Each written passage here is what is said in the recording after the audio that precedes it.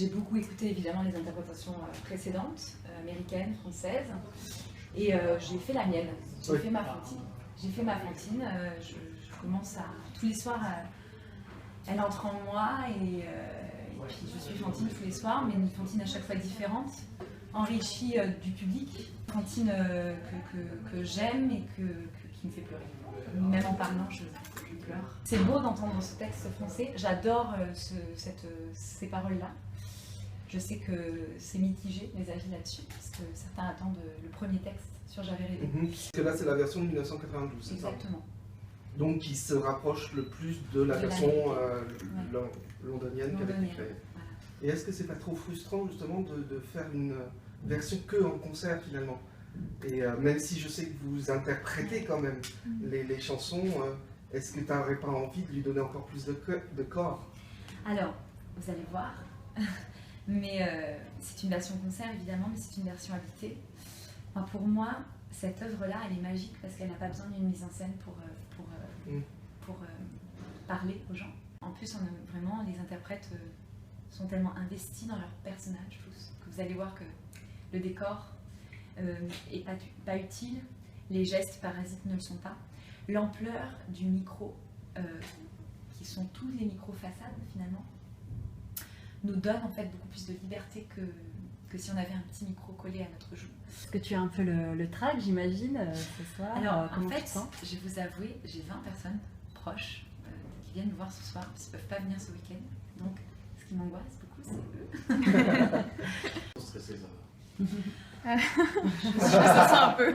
Ça sent un peu quand même. Bah, en fait, c'est un mélange de stress et de hâte. On a hâte de rencontrer le public parisien, mais en même temps, on connaît votre exigence, on la connaît, on la sent, donc on n'a aucun doute sur la qualité du spectacle. C'est un spectacle sublime, d'ailleurs, vraiment, les représentations précédentes nous l'ont bien montré. Le faire lever un public, c'était quelque chose, quoi. Moi, par curiosité, si jamais tu avais eu l'occasion de jouer un autre rôle justement dans les comédies musicales un peu old school, qu'est-ce que tu aurais aimé faire? Moi, c'est Maria dans La Mélodie du Bonheur. En fait, j'ai été bercée par cette mélodie. Ma mère me l'a donnée comme un biberon. D'accord. Tous les ans. Date anniversaire, vraiment, j'avais La Mélodie du Bonheur. Donc, si je chante aujourd'hui, c'est grâce à La Mélodie du Bonheur. Donc, j'adorerais chanter ce rôle. Comment je suis venue, j'ai passé un casting, donc ils cherchaient des voix lyriques et semi-lyriques. Ils n'avaient pas précisé que c'était pour la comédie musicale des Misérables, mais donc, du coup j'ai été allée me disant que ça me ferait du bien de faire un peu de lyrique, et en fait c'est une comédie musicale que j'adore, donc voilà. J'ai passé le casting, et après comment j'ai préparé le rôle, consciencieusement, avec beaucoup de cours de chant. Voilà, j'ai beaucoup travaillé la partition, je me suis beaucoup préparée à être aussi nue sur scène qu'elle l'est, parce qu'elle est jeune et amoureuse et pure et candide. La forme concert en elle-même impose beaucoup de règles, parce que du coup on a des micro-pieds, donc on peut très peu bouger. Quand on parle à quelqu'un, voilà, il faut qu'on se mette un peu d'une certaine façon pour que le son soit comme pris. Donc en fait, il n'y avait pas tant de... Disons que dans les intentions, enfin dans le regard, dans tout ça on était finalement libre, mais sinon il fallait toujours quand même qu'on marche très lentement, qu'on fasse des plutôt grands gestes. En même temps, ça apporte complètement autre chose, parce que du coup, musicalement, c'est plus fort. Il y a un orchestre, puis le fait d'être facial comme ça face au public, je trouve que c'est plus... Enfin, c'est fort aussi, en tant que public, je pense. Est-ce que tu la trouves pas un peu gnangnan, cette Cosette? Eh ben non, en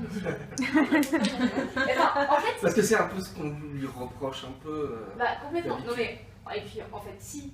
Mais moi j'adore ça. Enfin, en plus, je m'étais dit justement, non, moi ma Cosette, elle sera un peu plus caractérielle, voilà, lisant Les Misérables de Victor Hugo, non, elle est vraiment décrite comme étant pure, nue, douce. Oui, mais pas douce comme vous le faites, hein. Je suis désolée, non mais c'est important. En fait, dans Victor Hugo, il y a plein de personnages qui sont vraiment, en fait, qui représentent plein de genres de personnes, et il y a plein de personnes, et je pense que j'en fais une partie, qui pleurent vite, qui sont un peu livres ouverts, qui peuvent pas cacher leurs sentiments, et elle est comme ça due à son enfance. Enfin voilà, du coup, elle est comme ça, elle peut pas faire autrement, elle a peur des gens, elle a peur de ce qui peut lui arriver, et elle a peur même de l'amour, et il se trouve que là, dans la comédie musicale, on voit que ça, on la voit amoureuse, et ça l'effraie, mais elle adore parce que c'est ses premiers sentiments, et moi je trouve ça très beau, justement, enfin, c'est c'est ce que j'ai aimé dans ce personnage, 6 fleurs bleues. Et alors c'est vrai, ces fleurs bleues, et ça plaît plus ou moins aux sensibilités des gens. Parce qu'il y en a plein qui sont... Enfin, il y a 2 teams, c'est-à-dire il y a la team Cosette et la team Éponine. C'est-à-dire qu'il y en a plein qui aimeraient que Marius, finalement, épouse Éponine plutôt que Cosette. J'en fais partie. Mais Éponine, je trouve que c'est un personnage merveilleux. Elle est encore plus nourrie. Elle est incroyable. Mais non, je sais pas que je la préfère, c'est que c'est des personnes complètement différentes. Pourquoi tu fais l'audition pour Cosette et pas Éponine? En fait, à la base, j'ai pas choisi. Ils m'ont tout de suite auditionné pour Cosette. Et puis, bon, physiquement, je pense que en fait, c'est comme ça, la comédie musicale notamment, ils font vachement en fonction du physique. Et Cosette, c'est plutôt grande blonde, Éponine, c'est plutôt petite brune. Voilà. La mélodie du bonheur, West Side Story. Après, ce que j'aime beaucoup, c'est jouer des rôles aussi plus drôles, j'aime bien jouer des méchantes, des folles et tout ça. Alors, toutes les comédies musicales un peu barrées, et ça, on les trouve surtout à Broadway. Ça, je les adore. Et ça j'aimerais beaucoup jouer parce que, en tant que comédienne, c'est très enrichissant. Je suis Pierre-Michel Dudin, donc je joue le rôle de l'inspecteur Javert, enfin je chante et je joue. Je suis au départ musicien, je suis flûtiste, après j'ai fait une formation de comédien au studio théâtre d'Asnières-sur-Seine et ensuite je suis venu au chant par l'opérette. En fait. J'ai auditionné au départ pour second rôle et chœur, enfin c'est ce qu'ils m'ont demandé. Vous avez vu sur les étiquettes, c'est marqué l'acte duquel il est censé le mettre. On lise le rappel.